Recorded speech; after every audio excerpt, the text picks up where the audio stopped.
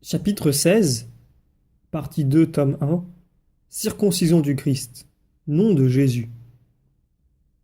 Le soir, après la clôture du Shabbat, je vis les Esséniennes et la servante de Marie préparer un repas dans une cabane de feuillage, dressée à l'entrée de la grotte par Joseph et les bergers.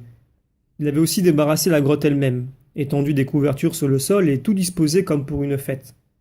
Car le lendemain était le 8e jour de la naissance du Christ, jour auquel il devait être circoncis selon la loi. Joseph était allé à Bethléem, d'où il avait ramené 3 prêtres et une des femmes qu'on employait en cette circonstance. Cette femme apportait un siège et tous les autres objets nécessaires à la cérémonie. Ils furent placés sur des nattes à l'entrée de la grotte, à l'endroit même où la cérémonie devait s'accomplir. Les prêtres saluèrent d'abord la très sainte Vierge. Ils s'entretinrent respectueusement avec elle et prirent avec une profonde émotion l'enfant divin dans leurs bras. Un repas fut ensuite servi sous le berceau de feuillage. Un grand nombre de pauvres qui avaient suivi les prêtres, comme c'était la coutume dans ces occasions, entourèrent la table et reçurent des présents de Joseph et des prêtres, de telle sorte que tout fut bientôt distribué. Je vis le soleil se coucher. Son disque me semblait plus grand que dans notre pays, et ses rayons pénétraient jusque dans la grotte par la porte ouverte. Toute la nuit, on pria et on chanta dans la grotte où des lampes étaient allumées. C'est au lever de l'aurore que la circoncision eut lieu. La Sainte Vierge était attristée et inquiète. Les prêtres couvrirent d'abord la pierre octogone destinée à la cérémonie d'un drap rouge, recouvert lui-même d'un autre drap blanc. Puis ils récitèrent les prières et firent toutes les cérémonies prescrites par la loi.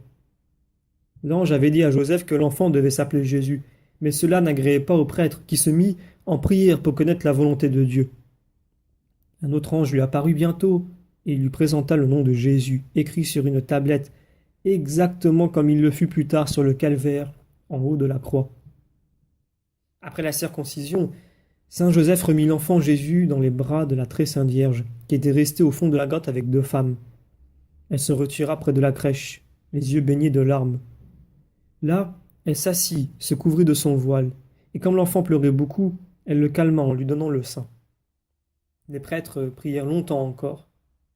Enfin, la très sainte Vierge leur rapporta le divin Jésus. Ils étendirent leurs mains croisées sur sa tête, et après cette dernière cérémonie, elle se retira.